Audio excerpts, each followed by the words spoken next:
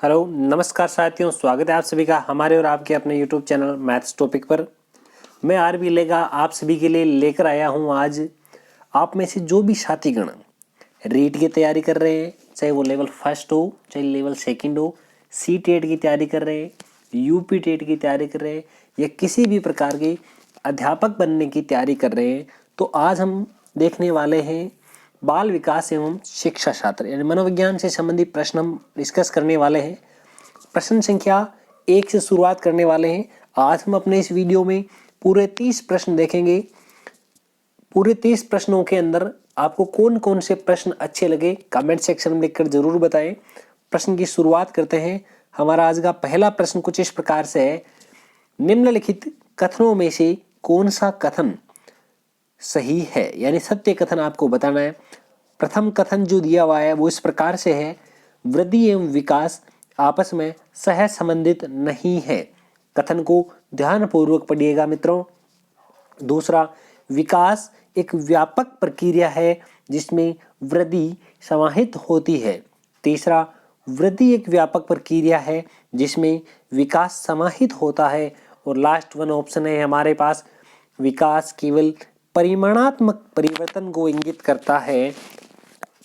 ये हमारे पास 4 ऑप्शन है। इन 4 ऑप्शन में से हमें उपयुक्त ऑप्शन का चयन करना है। तो मित्रों, हमारे पास इस प्रश्न का सही सटीक उत्तर होगा ऑप्शन नंबर सेकंड। विकास एक व्यापक प्रक्रिया है जिसमें वृद्धि जो है वो समाहित होती है। नेक्स्ट क्वेश्चन पे बात करते हैं। आज का हमारा प्रश्न संख्या 2, अधिगम निर्योग्यता से संबंधित विशेषताओं में कौन सी विशेषता जो है वो क्लीमेंट नामक विद्वान से संबंधित नहीं है। क्लीमेंट नामक वैज्ञानिक हुए थे, उन्होंने अधिगम निर्योग्यता से संबंधित विशेषताएं बताई थी, उनमें से कौन सी संबंधित नहीं है। यानी कि 3 योग्यताएं जो उन्होंने बताई थी और चौथी जो ऐसी कौन सी है जो इनमें से नहीं है। ध्यान रहे मित्रों, क्लीमेंट के अनुसार हमें पता है कि अधिगम निर्योग्यता वाले बालकों का आर्थिक विपन्नता से कोई संबंध नहीं होता, परंतु इसका संबंध अतिक्रियाशीलता, संवेगात्मक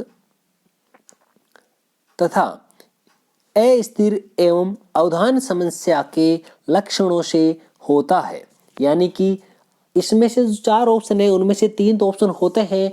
यहाँ पर ये जो चौथा ऑप्शन है, यहाँ पर इसका जो 4th ऑप्शन है आर्थिक विपन्नता, इससे इसका कोई संबंध नहीं होता। इसका ऑप्शन डी करेक्ट हो जाएगा।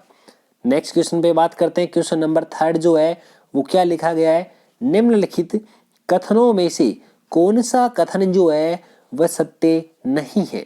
यानी सेम उसी प्रकार से कि 3 कथन सत्य है और चौथा कथन असत्य। कौन सा ऐसा कथन है जो असत्य हो जाएगा।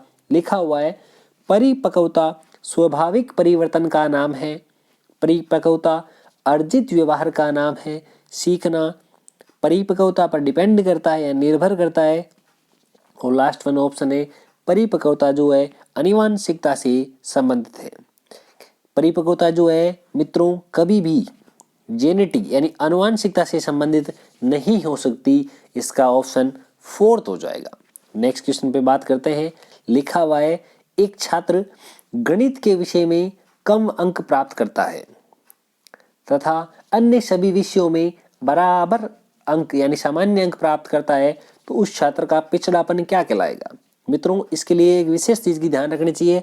विशिष्ट पिछड़ेपन के अंतर्गत छात्र किसी एक विषय में पिछड़ा हुआ होता है, परंतु अन्य सभी विषयों में वो सामान्य नंबर लाता रहता है। जिस विषय के में उसका अधिगम स्तर यानी उसके सीखने का स्तर जो है वो कम है, शिक्षक अगर चाहे तो प्रयासों से उसे सामान्य कर सकता है।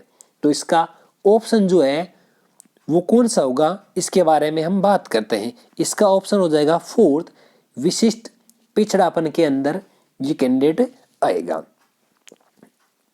नेक्स्ट क्वेश्चन पे बात करेंगे हम। हमारा क्वेश्चन नंबर 5 लिखा हुआ है, निम्नलिखित में से कौन सा कथन सत्य नहीं है। यानी 3 सत्य है और 1 सत्य नहीं है, उसके बारे में बताना है। पहला लिखा है, आंशिक पुनर्बलन सतत पुनर्बलन से ज्यादा प्रभावी होता है। ये हमारा जो कथन है ये सत्य है। नेक्स्ट, सतत पुनर्बलन आंशिक पुनर्बलन से ज्यादा प्रभावी होता है, यानी ऊपर वाले का ठीक अपोजिट दे दिया। ये ऊपर वाले का ठीक अपोजिट दे दिया। और भी पढ़ लेते हैं। आंतरिक अभिप्रेरणा बाह्य अभिप्रेरणा से ज्यादा प्रभावी होती है, और उपयुक्त सभी तो यहाँ होने वाला नहीं है। तो इसका ऑप्शन जो है क्वेश्चन नंबर 5 चल रहा है हमारा, सेकंड ऑप्शन इसका करेक्ट हो जाएगा। नेक्स्ट हम बात करते हैं क्वेश्चन नंबर 6 के बारे में। क्वेश्चन नंबर 6 में लिखा हुआ है, किसी कक्ष में एक शिक्षक द्वारा छात्र को गाय का चित्र दिखाया जाता है और पूछा जाता है कि उसे क्या दिखाई दे रहा है। तो छात्र ने उत्तर दिया कि श्रीमान, मुझे गाय दिखाई दे रही है। छात्र द्वारा गेस्टाल्ट मनोविज्ञान के किस नियम का अनुसरण किया जा रहा है। तो यानी ये जो प्रक्रिया है, पहले उसको गाय की फोटो दिखाई जाती है, उसको पूछा कि क्या दिखाई दे रहा है, और उसने बोला कि ये चीज मुझे गाय दिखाई दे रही है। ये कौन से नियम का हमारे पास पालन किया जा रहा है। ध्यान रहे, गेस्टाल्टवादियों के संरचनात्मक के नियमों के आधार पर बालक प्रत्येक वस्तु को समग्र रूप में देखता है। इसके बाद उस वस्तु में समाहित अनेक प्रकार की विशेषताओं पर विचार करता है। इसलिए ध्यान रखें, इसी प्रकार के जो प्रश्न पूछे जाए ये सारे जो है वो हमारे पास में संरचनात्मकता जो है उसके नियम को दर्शाता है। ये था हमारा क्वेश्चन नंबर 6। नेक्स्ट हम बढ़ते हैं आगे। एक शैक्षणिक वर्ष में किसी एक पूरे सेशन में कक्षा पहली से कक्षा 5वीं तक, यानी कक्षा 1 से लेकर कक्षा 5 तक के लिए न्यूनतम कार्य दिवस कितने हैं, उन बच्चों को कम से कम कितने दिवस तक स्कूल में बुलाया जाना चाहिए। तो उसके लिए है 120 डेज, यानी कितने महीने हो गए, 4 महीने तक उनकी क्लास लगाई जानी चाहिए कंटिन्यूड। 120 दिन उनका कार्य दिवस होना चाहिए छुट्टियों के अलावा। नेक्स्ट हमारा प्रश्न है, व्यवहारवादियों के अनुसार सीखना किस प्रकार की प्रक्रिया है। भौतिक एवं यांत्रिक, अभ्यास के नियम की प्रक्रिया, प्रभाव के नियम की प्रक्रिया और तत्परता के नियम की प्रक्रिया। देखा जाए तो व्यवहारवादियों द्वारा सीखने की क्रिया को यांत्रिक भौतिक क्रिया के रूप में स्वीकार किया गया है। संतोष, आनंद एवं हर्ष आदि पदों को व्यवहारवादियों ने व्यर्थ रूप में माना है। तो इसका सही और सटीक उत्तर हो जाएगा भौतिक और यांत्रिक क्रिया, जो इसका पहला आंसर है। व्यवहारवादियों के अनुसार सीखना जो है भौतिक और यांत्रिक क्रिया है। नेक्स्ट हमारा प्रश्न है, एक छात्र द्वारा ये कल्पना की जाती है कि वे कक्षा में प्रथम आ रहा है तथा उसे पुरस्कार दिया जा रहा है, जबकि वह एक सामान्य छात्र है। ये किस प्रकार की प्रक्रिया कर रहा है। क्या यह प्रतिवृत्त क्रिया कर रहा है, क्या ये अनुक्रिया कर रहा है, क्या ये प्राथमिक क्रिया है या द्वितीयक क्रिया है। दोस्तों मित्रों ध्यान रहे कि फ्राइड के अनुसार प्राथमिक क्रियाओं में बालक जो है वो अपनी निराशा को, मन उसका जो विचलित हो जाता है, अपने मन की कुंठा को दूर करने के लिए अलग अलग प्रकार की कल्पनाओं का सहारा लेता है, जिससे कुछ समय के लिए उसे अपने मन में संतुष्टि मिलती है। उसे कुछ समय के लिए संतुष्टि मिलती है। यह एक प्राथमिक क्रिया है। ये क्या एक प्राथमिक क्रिया है। नेक्स्ट क्वेश्चन, रोस के अनुसार बाल्यावस्था की सबसे महत्वपूर्ण विशेषता क्या है। किसके अनुसार पूछा गया है, रोस के अनुसार हमें पूछा गया है। तो बात करते हैं जिज्ञासा की प्रबलता, ये रोस के अनुसार नहीं है। संवेगों पर नियंत्रण, शारीरिक और मानसिक विकास में स्थिरता, यह रोस के अनुसार बताई गई है।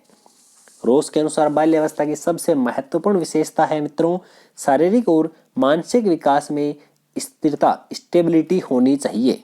नेक्स्ट हमारा प्रश्न है, किस मनोवैज्ञानिक ने व्यक्तियों का भेद मानसिक रूप से स्थिर और मानसिक रूप से अस्थिर प्रकार का दिया है। तो इसका हमारे पास 4 ऑप्शन दिए गए हैं। उन चारों ऑप्शन में से ऑप्शन जो थर्ड है वो करेक्ट हो जाएगा, जो है ट्राटर। ठीक है, सीखने में सबसे ज्यादा महत्व किस चीज का होता है? प्रेरणा का, रुचि का, सिखाने की इच्छा का, या इनमें से कोई नहीं? सबसे ज्यादा महत्व होता है मित्रों किसी चीज की प्रेरणा का। प्रेरणा जैसी होगी वैसी ही किसी चीज की इच्छा होगी, इच्छा जागृत होगी तो किसी चीज के अंदर रुचि ऑटोमेटिक जागृत हो जाएगी।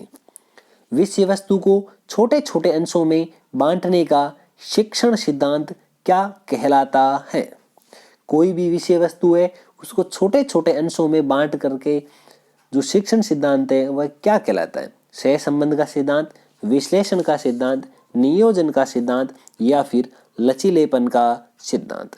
तो इसका सही और सटीक उत्तर हो जाएगा कि विश्लेषण का सिद्धांत। मित्रों, आज का ये वीडियो आपको किस प्रकार का लग रहा है, साथ ही साथ कमेंट बॉक्स में लिखकर जरूर बताइए। आपका हर एक कमेंट हमें एक नए वीडियो बनाने के लिए ऊर्जा प्रदान करता है। हम नेक्स्ट क्वेश्चन पे बात करते हैं, किस उम्र के बालक जो है वो अधिकांशतः यानी प्राय पाठशाला छोड़कर निरुद्देश्य भ्रमण करने लगते हैं? तो विशेषतः 9 वर्ष के लगभग जो 9 वर्ष के बालक होते हैं वह अक्सर क्लास को बंक मार करके घूमने चले जाते हैं, अपने सहपाठियों के साथ खेलने चले जाते हैं। नेक्स्ट बात करते हैं, किस अवस्था में बालक की जो सृजनात्मकता है वो क्षमता दमन होने लगती है? जो अलग अलग सर्जन करने की क्षमता है वो उसमें नष्ट होने लगती है। यह कौन सी अवस्था है? यह है उसकी 17 से 19 वर्ष, यानी जब वो किशोर हो जाता है तो वह अलग अलग अपने ही ख्याली दुनिया में रहने लगता है, तब वे अपने अनुसार सर्जन करना छोड़ देता है। नेक्स्ट 17 नंबर प्रश्न है, ऐतिहासिक परिप्रेक्ष्य में अगर देखा जाए तो संवेगात्मक बुद्धि शब्द का प्रयोग किसने किया था? किसके बारे में पूछा गया है? ऐतिहासिक परिप्रेक्ष्य में अगर देखा जाए तो संवेगात्मक बुद्धि शब्द का प्रयोग किसने किया था? डॉक्टर पीटर सोलेव ने किया था, डॉक्टर जॉन मेयर ने किया था, जे ब्रूनर ने किया था, या फर्स्ट और सेकंड दोनों ऑप्शन? यानी इसमें डॉक्टर पीटर सोलेव ने भी किया था और डॉक्टर जॉन मेयर ने भी किया था, यानी इसका सही और सटीक आंसर कौन सा हो जाएगा? Option first and option second is both correct. Next, संवेगात्मक बुद्धि स्तर की माप करने के लिए जिस इकाई विशेष का प्रयोग किया जाता है उसको क्या कहते हैं? संवेगों को नापने के लिए आपको पता होगा आईक्यू टेस्ट किया जाता है। क्या किया जाता है? आईक्यू टेस्ट किया जाता है। नेक्स्ट, किस बुद्धि लब्धि के बालक को सबसे अधिक मेधावी कहा जाता है? उसकी आईक्यू क्या होनी चाहिए? उसकी आईक्यू का जो स्तर है मित्रों 170 होना चाहिए, तब वो बालक मेधावी कहलाता है, बहुत ही बुद्धिजीवी कहलाता है। किस मनोवैज्ञानिक ने चिंतन एवं कल्पना शक्ति के आधार पर व्यक्तित्व का विभाजन यानी खंडन किया है?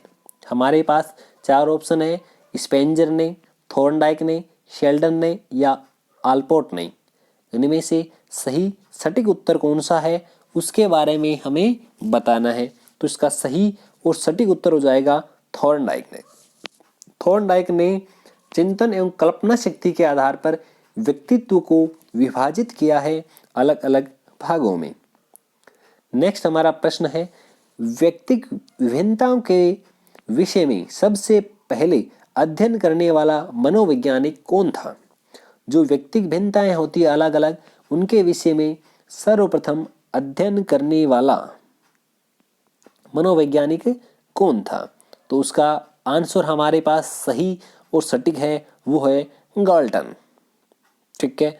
नेक्स्ट हमारा 22 नंबर प्रश्न है, अभिप्रेरणा का प्रमुख सिद्धांत कौन सा नहीं है? वापस प्रश्न पढ़ लीजिएगा, यहाँ प्रमुख सिद्धांत नहीं है। इस प्रकार का प्रश्न मित्र लोग देखते ही देखा हाँ नहीं है, पहला ऑप्शन करेक्ट ठोक दिया। अरे मित्रों, इस प्रश्न में पूछा है कि 3 तो सही है, 1 गलत है, कौन सा?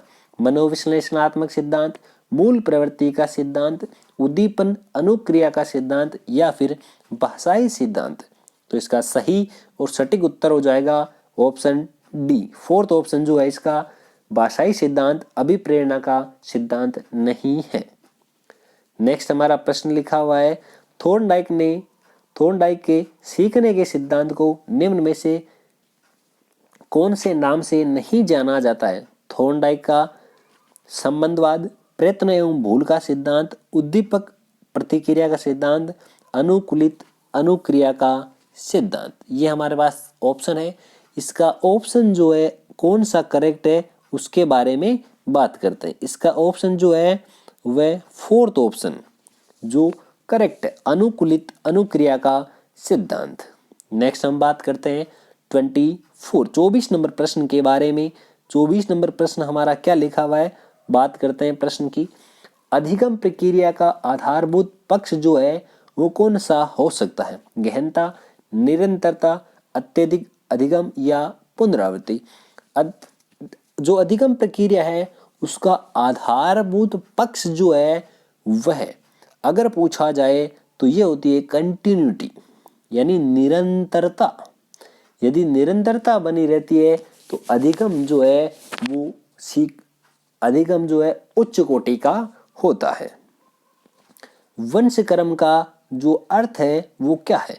जन्म से संबंधित विकास, समाज से संबंधित विकास, वातावरण से या इनमें से कोई नहीं। अगर इसका प्रश्न पूछा जाए तो वंशक्रम जो है उसका अर्थ जो है, वंश का मतलब हो गया सीधे जन्मजात। जो वंशक्रम है वो सीधा ही जन्मजात हो गया। नेक्स्ट हम बात करते हैं 26 नंबर प्रश्न की। निम्न में से किस वैज्ञानिक ने वंशक्रम में बीज कोश की निरंतरता के सिद्धांत को प्रतिपादित किया था? स्किनर, बीजमैन, सोरेनसन और मेंडल। तो इसका सटीक उत्तर हो जाएगा बीजमैन ने। किसने? बीजमैन ने वंशक्रम में बीजकोश की निरंतरता के सिद्धांत को प्रतिपादित किया। नेक्स्ट हमारा जो प्रश्न है, प्रसिद्ध मनोविज्ञानी जीन दो प्याजे के अनुसार ज्ञानेंद्रियों का विकास कौन सी अवस्था में होता है? विवेचना रहित अवस्था, संवेदात्मक स्थिति अवस्था, संकल्पना एवं प्रतीकात्मक विचारों की तैयारी अवस्था और वैचारिक क्रिया अवस्था। इस प्रकार का जो प्रश्न है किसके बारे में पूछा था? जीने दो प्याजे के अनुसार, जीने प्याजे के अनुसार होता है इसका सही सटीक आंसर संवेदात्मक स्थिति अवस्था। नेक्स्ट क्वेश्चन बढ़ते हैं, मनोवैज्ञानिकी। कौन से मनोवैज्ञानिक के बारे में बात की गई है? गुडेनफ के अनुसार व्यक्ति के संपूर्ण मानसिक विकास का जितना भाग विकास होता है उनमें से 3 वर्ष तक बालक, देखिए प्रश्न क्या है, व्यक्ति पूरा कितना होशियार होगा, कितनी उसकी बुद्धि लब्धि होगी, उसका कितने प्रतिशत भाग जो है उसके 3 वर्ष तक दिखाई देने लगता है? तो वह होगा उसका 50% भाग। व्यक्ति कितना होशियार होगा वो 3 वर्ष तक के बच्चे को देख करके सामान्यतया बताया जा सकता है। नेक्स्ट, वृद्धि एवं विकास के सिद्धांत एवं उनके प्रतिपादकों का कौन सा युग्म जो है असंगत है? यानी एक साइड में तो दिए हुए वृद्धि और विकास के सिद्धांत और दूसरी साइड उनके प्रतिपादक यानी उनके जन्मदाता कौन है उनके बारे में बताया गया। मनोलैंगिक विकास सिद्धांत फ्राइड ने दिया था, करेक्ट है, इसमें कोई दो राय नहीं। नैतिक विकास का सिद्धांत कोहलबर्ग ने दिया था, ये भी सही है।